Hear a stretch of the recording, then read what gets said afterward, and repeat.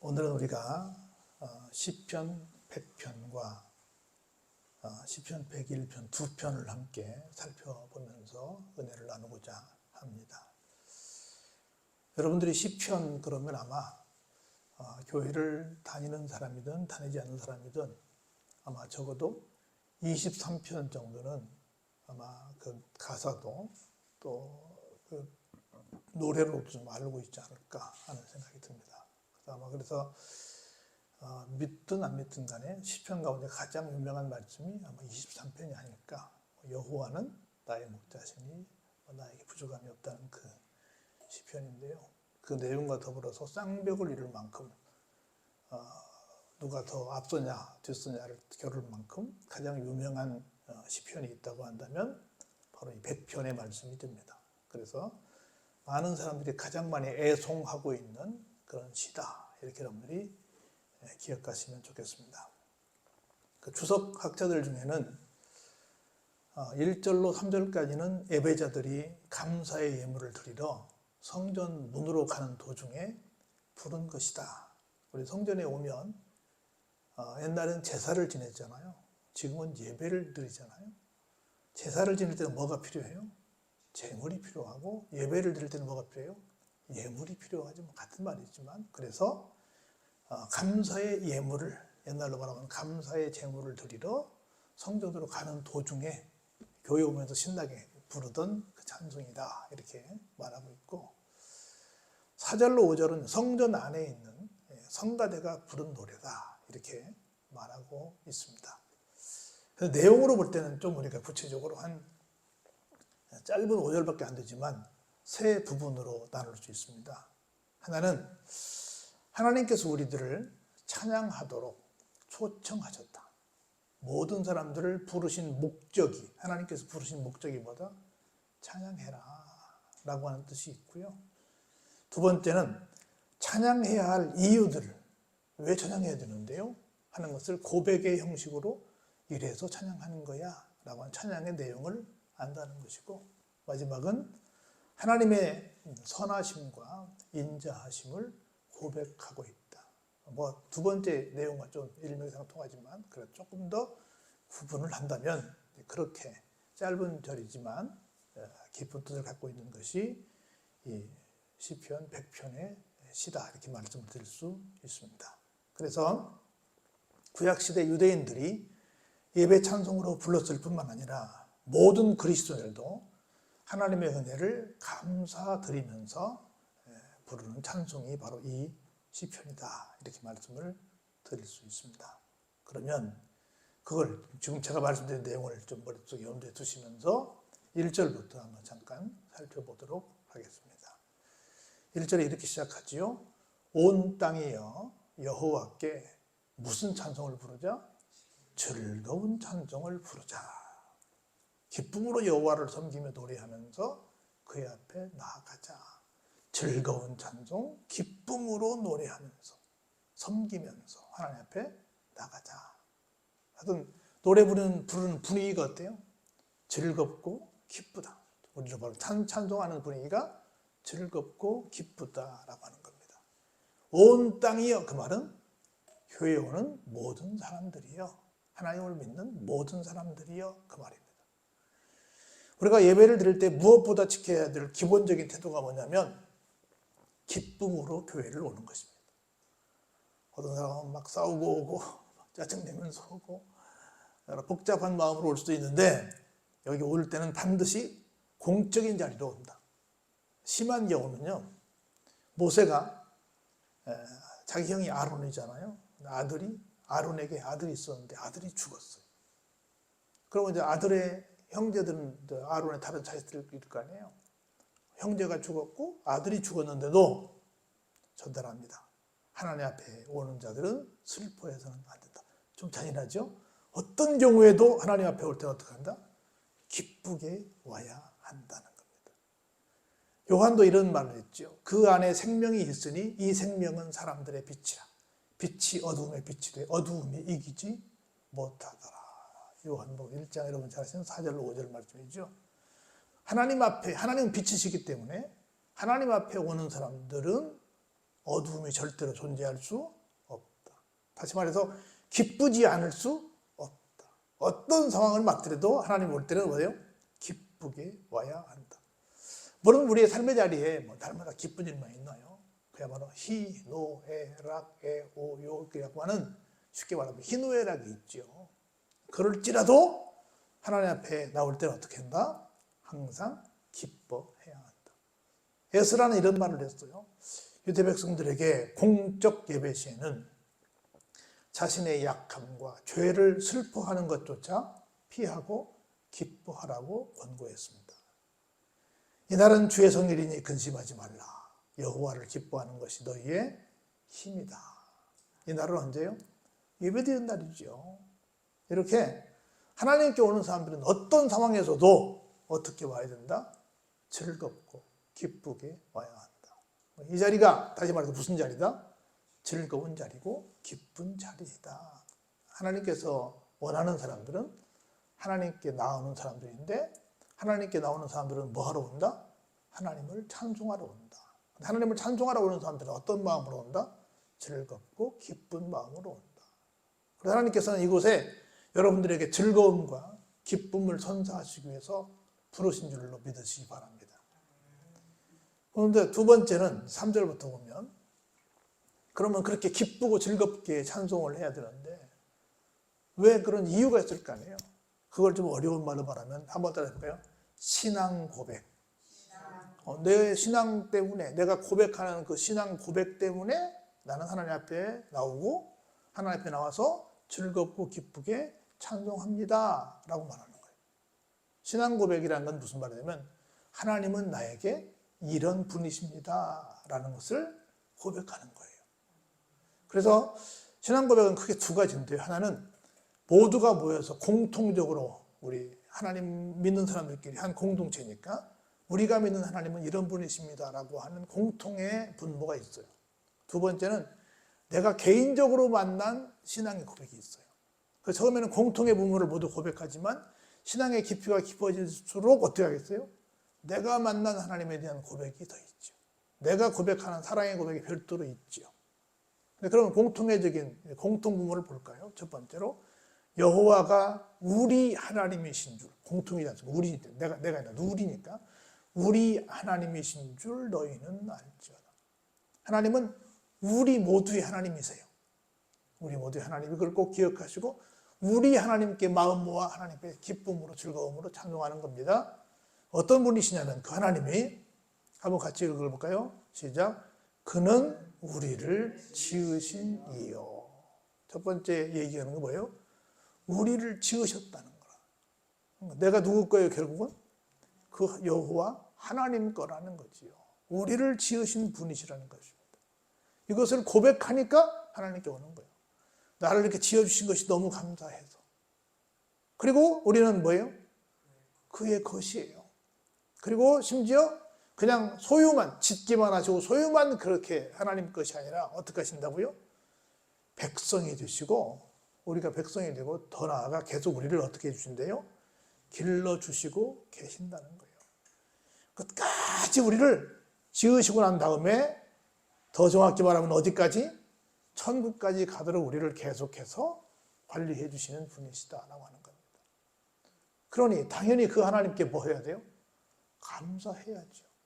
그 감사한다면 어떻게 해야 되겠어요? 그 감사의 마음을 담아 즐겁고 기쁜 마음으로 하나님을 찬송해야겠죠. 할렐루야. 그래서 우리는 이것 때문에 찬송합니다. 그 찬송의 이유를 다시 말해서 내가 찬송할 수밖에 없는데 신앙 고백을 이렇게 한다는 거예요. 신앙 고백 없이 찬송하면 우리 뭐 성경에 보면 울리는 꽹과리와 같다 이런 소리들이 있잖아요. 의미 없는 그냥 소리에 불과할 수도 있다는 거죠. 그래서 우리가 항상 그런 말 하잖아요. 찬송은 곡조 있는 기도이고 기도는 곡조 없는 찬송이라고 말하는 것처럼 하나하나가 다 고백하는 거고 기도고 하나님을 향해서 내 신앙의 고백을 하는 거예요. 이렇게 내가 이렇게 부르는 것은 이렇게 될 줄로 믿습니다라고 하는 얘기를 하고 있는 겁니다. 이게 공통의 분모가 있긴 하지만 개인적으로 하나님을 만난 경험에 따라서 그 내용이 풍성해진다. 우리가 늘 살아가는 것면서 기억해야 될 것은 그 내용에 늘 풍성해졌으면 좋겠다. 이 풍성함이 크면 클수록 더 우리의 삶이 어때요? 더 기쁘고 더 즐겁고 또 그런 찬송을 우리가 하게 된다는 것을 말씀을 하고 있습니다. 그러면서 이제 마지막 4절 5절을 보면 4절만 읽어볼까요? 감사함으로 그의 문에 들어가며 찬송함으로 그의 궁정에 들어가서 그에게 감사하며 그의 이름을 송축할지어다. 그래서 마지막에 왜냐하면 하나님은 선하시고 인자하심이 영원하시고 성실하심이 대대에 이르시는 그런 너무너무 소중한 분이시기 때문이다 그러잖아요. 우리가 이 교회에 올 때마다 두 가지 생각하는 거예요. 하나는 한번 따라해볼까요? 궁정. 내가 옛날에 설명했던 것 같은데 사람이 사는 집을 신분별로, 신분이란 말이 좀 그렇긴 한데 우리가 달리 부르잖아요. 옛날에는 그냥 일반 평민 서민이 사는 곳은 집이라고 했고 양반이 사는 곳은 댁이라고 했고 고을의 원님, 사또 이런 양반이 사는 곳은 원이라고 했고 임금과 관련된 사람들 사는 곳은 궁이라고 했어요. 궁. 그래서 궁은 임금만 사는 게 아니에요. 거기에 뭐 나인도 있고 뭐 많은 일하는 사람들이 살잖아요.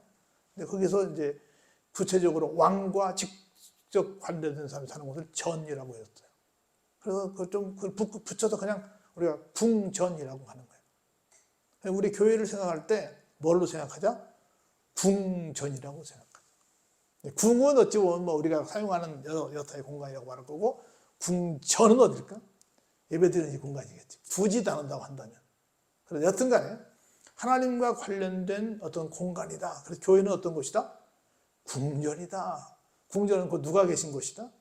임금님이 계신 곳이다. 우리 임금님이 하나님이시니까 임금님이 계신 곳이다. 그래서 우리가 여기로 올 때마다 나는 어디 간다? 궁전에 간다. 할렐루야. 궁전에 간다라고 생각하고 오시는데 궁전에 오셨단 말이죠. 궁전에 왔는데 어떻게 오자? 두 가지야. 하나는 감사함으로 들어오자. 하나는 찬송함으로 들어오자. 궁전에 올 때 감사함으로, 찬송함으로.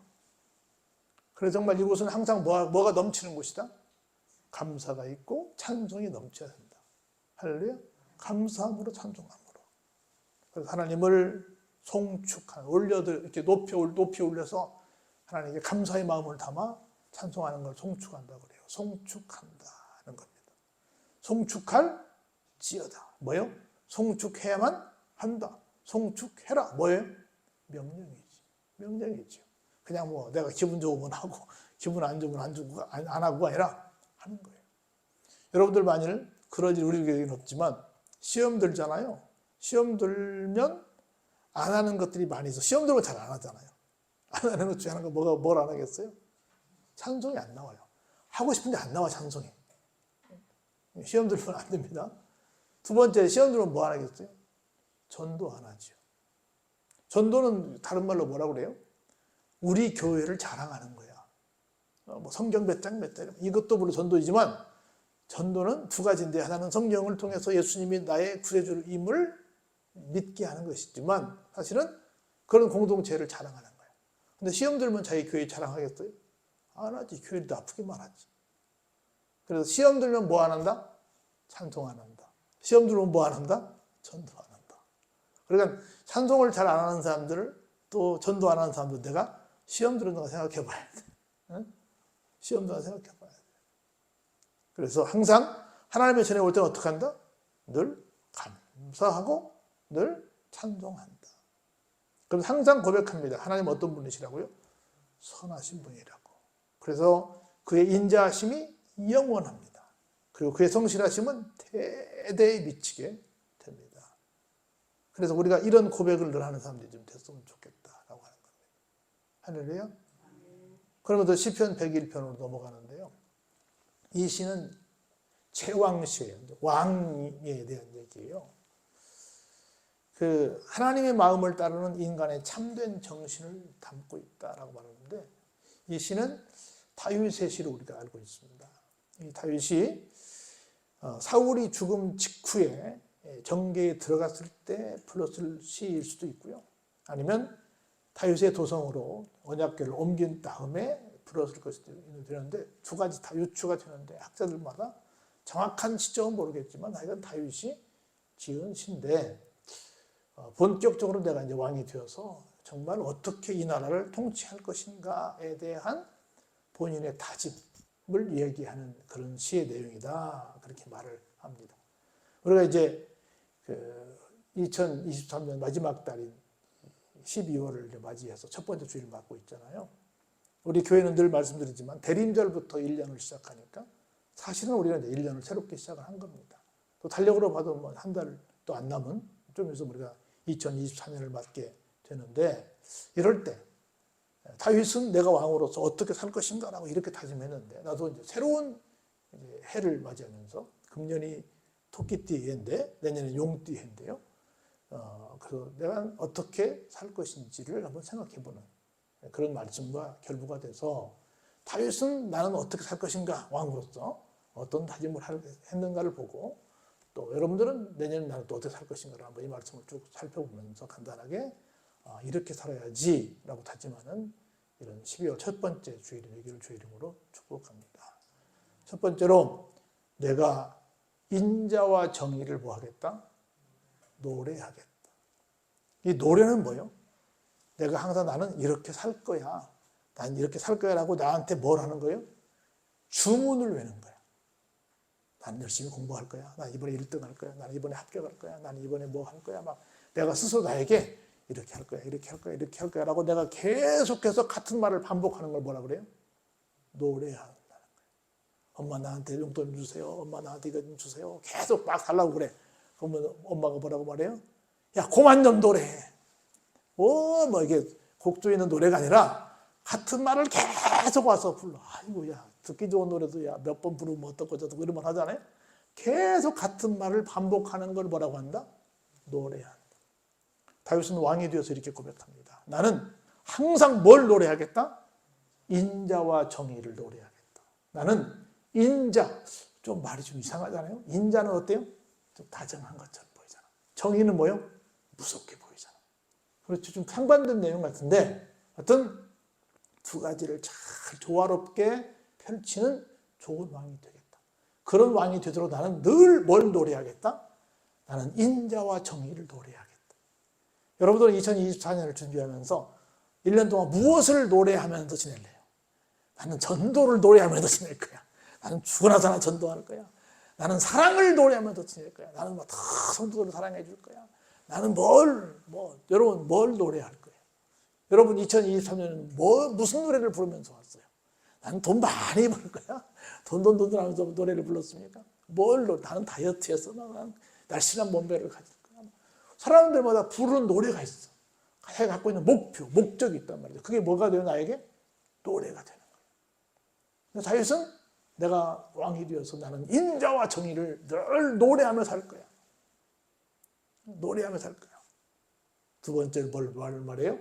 여호와의 내가 주께 찬양하리이다. 어떻게 보면 왕은 찬양 받는 자리에 있어요? 찬양하는 자리에 있어요? 받는 자리에 있지. 그래 내가 이렇게 선정을 베풀고 내가 이렇게 잘하니까 모든 백성들아 나한테 빨리 박수치고 나한테 잘한다고 칭찬해. 이렇게 말할 수 있잖아요. 그러면 자기가 하나님 된 줄 알고 좀 우쭐할 수 있잖아요. 그래서 여러분 아시는 것처럼 남북으로 갈라진 이스라엘이 다 왕들이 그렇게 살다가 다 망했잖아요. 그래서 북쪽이 먼저 망하고 남쪽이 나중에 망했잖아요. 그런데 다윗은 처음부터 말합니다. 나는 찬양 받는 사람이 아니라 내가 먼저 하나님께 찬양하는 사람이 될래요 라고 고백합니다. 얼마나 다윗이 멋있어요. 처음 시작부터 나는 무엇을 노래요? 인자와 정의를 노래할 것이고 그리고 하나님을 찬양하는 사람으로 나는 살 거예요. 그런 왕이 될 거예요. 우리도 새해를 그런 마음으로 출발해야 될 줄로 믿습니다.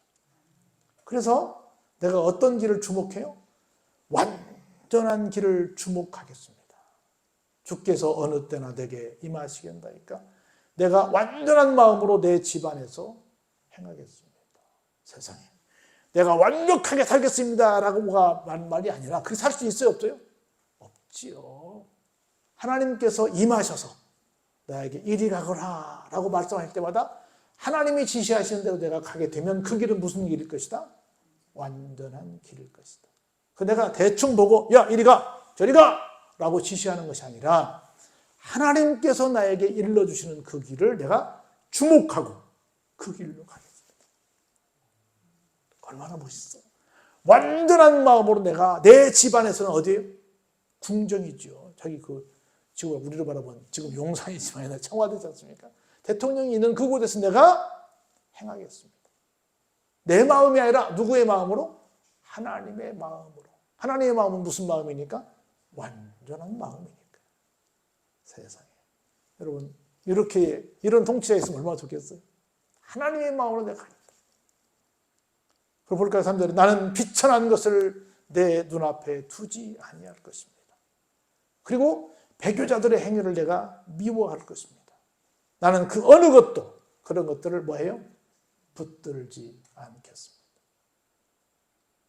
어떤 임금들이 자꾸 우리 정부를 알잖아요. 어떤 정부에서는 어떤 신을 믿었고 어떤 일을 했고 이런 얘기도 많이 하고 있잖아요. 그러지 않겠다는 거예요. 비천한 것이 뭐예요? 하나님 외의 모든 것들이죠. 그런 것들을 절대로 나는 내 눈앞에 두지 아니할 것입니다.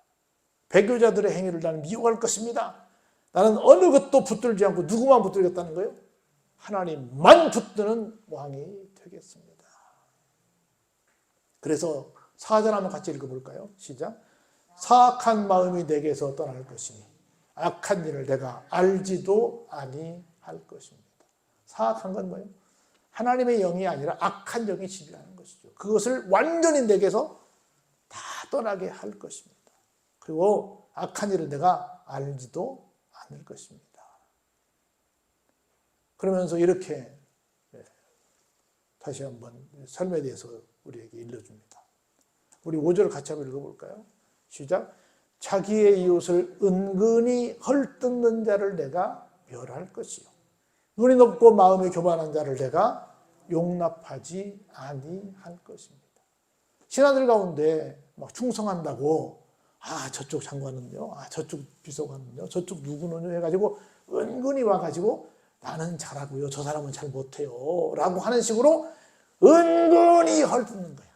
대놓고 헐뜯으면 안 되니까 은근히 가만히 말을 하는데 은근히 이 말 내용이 뭐예요? 다른 사람을 헐뜯고 있는 거야. 그런 사람들은 다 우리로 말하면 어떤 사람들이에요? 간신배지요. 그런 사람들은 다 멸할 것이다. 또 동시에 너무 눈이 높고 마음이 교만한 사람들은 이 왕정에서 절대로 거하지 못하게 내가 용납하지 않을 것입니다. 그래서 나는 뭐 하겠다? 한번 6절 같이 보시죠. 시작. 내 눈이 이 땅에 충성된 자를 살펴 나와 함께 살게 하리니 완전한 길에 행하는 자가 나를 따를 것입니다. 나는 이웃을 은근히 헐뜯는 사람, 눈이 높고 마음이 교만한 사람, 이런 사람들을 내가 살피지 않고 나는 누구를 살피겠다? 이 땅에 충성된 사람을 살펴보겠습니다. 그 사람들만 나와 함께 살게 하겠습니다. 그래서 항상 완전한 길에 행하는 사람이 나를 따르게 되어서 이 정부에는 요상한 그런 인사는 없을 것입니다. 2024년도 나의 삶의 자리에는 내 주변에는 요상한 사람은 없을 것입니다. 라고 지금 선포하는 겁니다. 그 볼까요? 계속해서. 거짓을 행하는 자는 어디에 거주하지 못해요? 네, 집 안에 거주하지 못할 것입니다. 이건 집이 아니에요. 지금 자기가 통치하는 그 정부 안에 그런 관련은 없을 거라고 말입니다. 거짓말하는 자는 내 목전에 서지도 못하게 될 것입니다. 그러면 바른 정치하겠어요? 안 하겠어요? 진짜 바른 정치하죠. 이렇게 하면. 아침마다 내가 이 땅의 모든 악인을 멸하리니 악을 행하는 자는 어때요? 여호와의 성에서 다 끊어지게 될 것입니다. 다시 말해서 내가 통치하는 이 자리만 그런 사람들이 없는 것이 아니라 어디까지도 내가 통치하는 모든 사람들 사는 이 백성들 가운데도 그런 사람은 발을 못 붙이게 하겠습니다. 내가 그런 대통령이 되겠습니다. 그런 왕이 되겠습니다. 우리에게는 내가 그런 새해를 보내도록 하겠습니다. 나는 우리 모든 대통령들이 취임하면서 이것 좀 읽었으면 좋겠어. 이렇게 하겠습니다라고 했으면 좋겠어요. 얼마나 다윗 멋있어요. 안 멋있어요? 너무 멋있더라고 세상에. 내가 대통령이 되면 뭐 경제를 어떻게 해서 무엇을 어떻게 해서 말고 이렇게 하면 얼마나 좋을까 싶어요. 우리가 새해가 코앞에 와 있습니다. 나는 어떤 다짐으로 무슨 노래를 부르면서 한 해를 또 보낼 것인가. 여러분들 노래를 지금부터 각자 작사 작곡하시기 바랍니다. 작사는 적어도 하시기 바랍니다. 내가 무슨 노래를 부를 것인가. 그 새해에는 정말 하나님이 기뻐하시고 여기 제가 제목을 그렇게 잡아서 충성된 자를 살피시는 하나님. 다윗도 그렇게 하겠다고 하나님 그러잖아요. 우리가 모두가 하나님 앞에 신실한 사람이 되어서 정말 금년도 행복하게 지냈지만 내년은 더 행복하게 지내는 여러분 되시길 주의 이름으로 축원합니다.